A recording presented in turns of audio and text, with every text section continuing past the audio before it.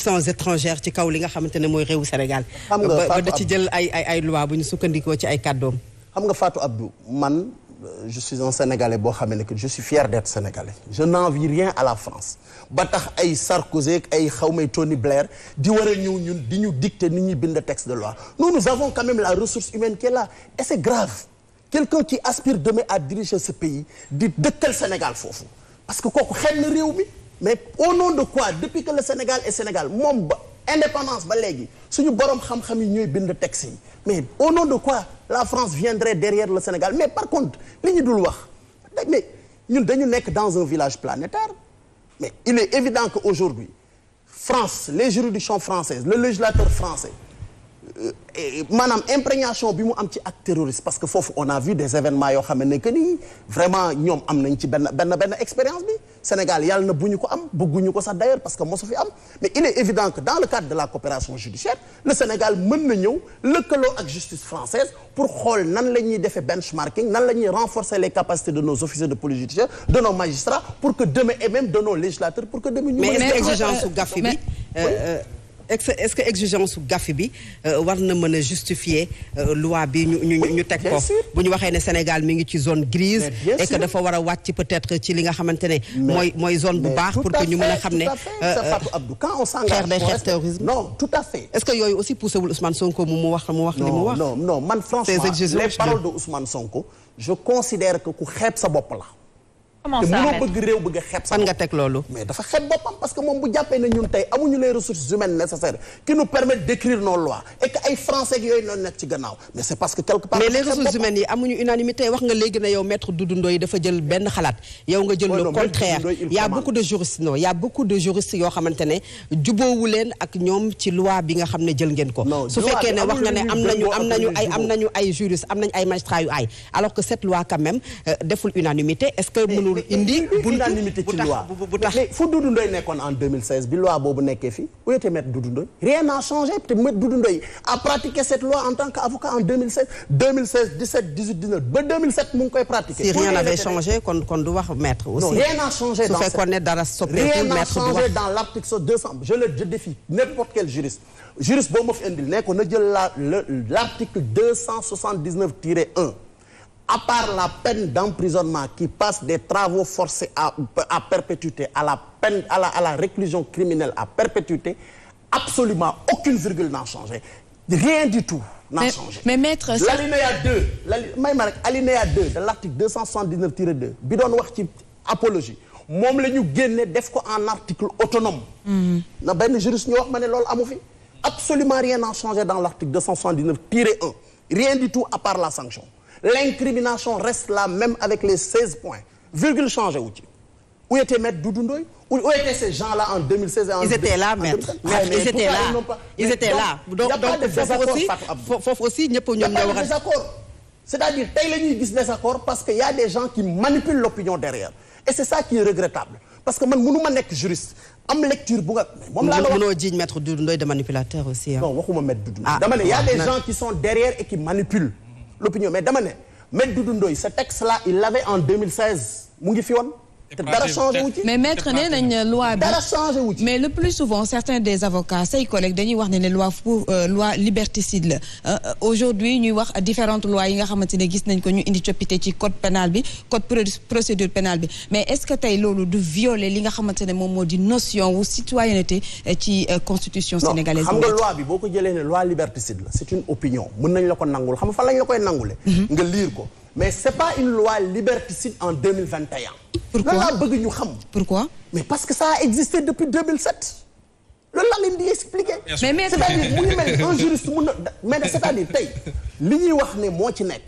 moo fi nekkoon en 2007 moo fi nekkoon en 2016 maintenant peut-être un juriste bu ko jël en 2021 mën na ko analyser scientifiquement jàpp ne c'est liberticide mais c'est pas liberticide. Par rapport au fait que ñu présenté ko à l'Assemblée nationale pour que mu mel ni que le gouvernement du Sénégal tey dañu am volonté pour annihiler la liberté de manifestation. Un juriste tey mën naa ko jël di ko plaider à la barre. Effectivement en tant que juriste ma plaider que c'est une loi liberticide par rapport au contenu mais ça ne peut pas être une loi liberticide par rapport au projet de loi bi ñu présenté la procédure actuellement parce que fii lañ ko fekkoon dañ koo indiwaat simplement on a harmonisé sur la peine parce que les travaux forcés n'existent plus au Sénégal moo tax ñu indi la réclusion peine de mort n'existe plus au Sénégal. mais c'est pas lu bees. mais tey bu ñu gisee ne député yi nga xam ne mooy l'opposition parlementaire yóbbu na ko fa nga xam ne mooy conseil constitutionnel pour que ñu dellu ginnaaw ci loolu yow naka ko gisee am nga ci yaakaar que mën nañu bu ñu la déggee mooy amuloo ci yaakaar mais nan nga ko gisee. pardon xam man avocat la c'est-à-dire man d'abord da ngay distinguer. déjà nañ gisee ce procédé en fait des députés de l'opposition. xam nga yàgg naa saisir les juridictions supérieures. c'est-à-dire li nekk ci requête ba xaw ma ko seen requête bi ñu saisir mais dama ne su fekkee ci lii la ñu nar a langaamu pour xaar conseil constitutionnel annulé ko dama ne su doon loolu la loi de 2016 du survivre ba léegi kon amul benn. mais yoon may na leen ñu dem defi ko de toute façon. c'est dans le normal des choses. non on est dans un état de droit. c'est-à-dire que tey. ñu bañ leen ko xeebal quoi. non mais kenn mënu leen ko xeebal. l'essentiel mooy y a des conditions. 1/10 des députés suñu ko amee. ils peuvent saisir le conseil constitutionnel dans un délai de 6 jours francs à compter de l'adoption définitive de la loi. Dans un état de droit est-ce que war nañu toog le conseil constitutionnel di ñàkk 3 de ses membres et jusqu'à présent amul ñoo xamante ne mën nañu leen remplacer comme tudd nga état de droit. mais mën nañu comprendre loolu mënuñu leen remplacer. non ba léegi laa wax kenn wuutuwu leen fa. délais pour les remplacer on est toujours dans les délais et l'autorité va faire ce qu'il a à faire c'est que Fatou Abdou nous sommes dans un état organisé hein. c'est pas que xam nga fii damay jàpp ne dañuy foog ne fii dara beesu fii le conseil constitutionnel sénégalais a traversé ces moments-là presque sur tous les régimes des magistrats dem nañu retraite ñu war leen remplacer moment ba ñu leen war a remplacer na des magistrats sont décédés war nañu leen remplacer moment ba ñu leen war a remplacer pendant tout ce temps par des procédures pendant tout ce temps on est toujours dans les délais pour le faire l'autorité a toujours le temps de le faire il y a pas péril hein. Alors maître yow non mais parce que nous parlons droit Fatou Abdou nous parlons droit li ma lay wax nii droit la. mais maître dara beesu fi yaa ngi koy wax le conseil constitutionnel c'est-à-dire dafa am ñoo xam président moo leen di nommer am na ñoo mi président assemblée nationale mooy proposer ñu nommer leen mais le remplacement va se faire ça on est toujours dans les délais il y a rien qui pose problème pour ça moom laa lay expliquer. mais dara beesu fi mais doxalin bi nga xamante ne moom la ñu nemmeeku moom ngeen di doxalee par exemple ni ñu profité ci loi bi ak ni ñu ko indee assemblée nationale tontu tardif bu ministre de la justice ak yu nu mel yooyu dafay tey xel nit yi quand même maître. mais la procédure d'urgence c'est une procédure qui est prévue c'est-à-dire xam nga man su ma leen déggee ngeen wax dafay mel ni keroog li ñu def amul dara lu ci amul base légale la procédure d'urgence mais c'est une procédure qui est prévue par les textes. on a jaarale nañ ko fañ ko war a jaarale. dem na commission technique dem na plénière ñi war a wax nañ député yi adopté nañ ko 70 voix mais lan lañ bëgg c'est-à-dire aussi il faut que ñu nangu nekk wax dëgg yàlla suñu système li mu teg su fekkee respecté nga ko mun nga doxal l'opposition a son mot à dire mais la procédure a été respectée la procédure d'urgence bu fekkoon tey Sénégal amuñu système de procédure d'urgence ñu ñëw rek comme ça def ko mën nañu mais la procédure d'urgence xam nga bu ñu la déggee met day mel ne maanaam li ñu def lépp dafa jaar yoon ñu ngi ci conseil constitutionnel bi nga jàpp ne am nañu délai bi alors que maître may ma rek ma yeggale on peut pas statuer avec 4 membres ci conseil constitutionnel bi nga xam ne le 25 juillet bi war nañu mën a létt wala ñu firi l'opposition parlementaire ci li nga xam ne moom mooy seen requête par rapport ñaata ni ñoo fa nekk bu fekkee ne présentement waaw loolu laa la laaj nga ne ma ñu ngi ci délai bi mais moi je ne peux pas être dans le secret des dieux pour savoir ce qui va se passer mais loolu laa la ne xam nga yow danga ko dëgg xam nga yow danga ko non mais xam nga man laajuma la maître laajuma la ne la pour nga wax ma kañ la ñuy ñëw dama ne la est-ce que mën nañu comprendre état de droit bi ngay bàkkoo ci Sénégal ñu dem ba attendons pourquoi ngay daw looy yàkkamti ñun ñu ngi la set. ñoom ñu déposé seen requête. ñeenti mais nañu xaar ba ñu dem ba ñu xañee leen ne leen du ñu statuer seen requête parce que léegi pourquoi on anticipe sur ça le conseil constitutionnel a été saisi attendons le délai qui lui est imparti pour Sénégalais yi dañoo nekk ci psychose c'est-à-dire terrorisme dañ waaw non bàyyi ma expliquer wu xam nga bu njëkk ba non yéen a bëgg a dramatiser mais xamoo fu ma jëm non man génn naa fële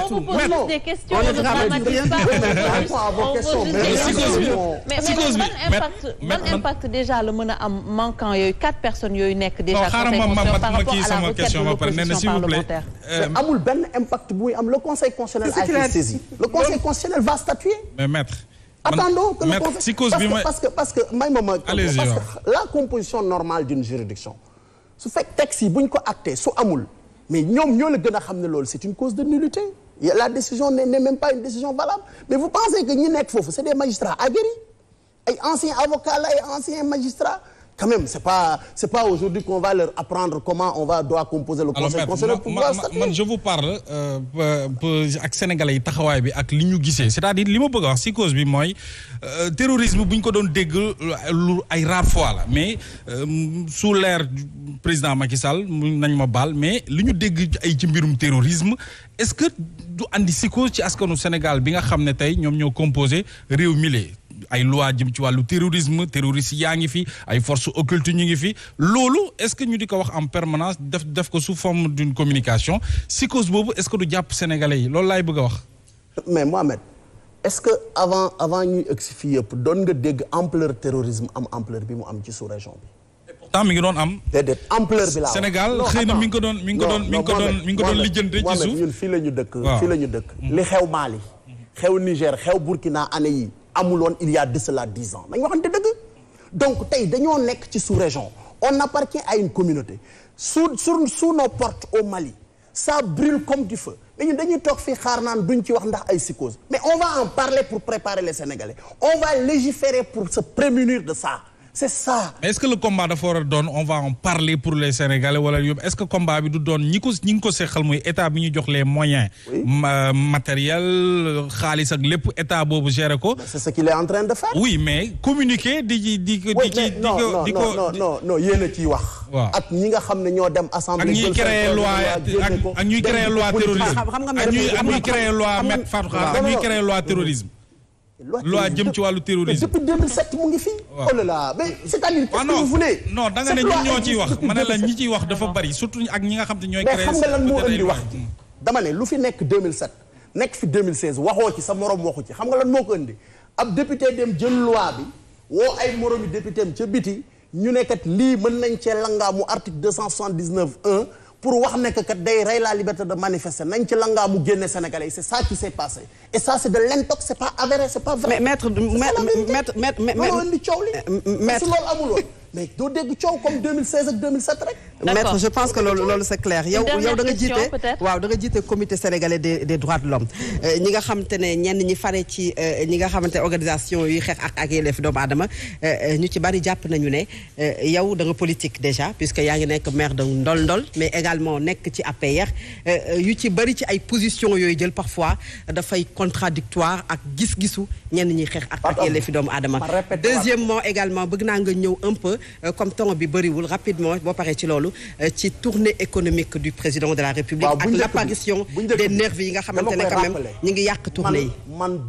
duma kuy mbubboo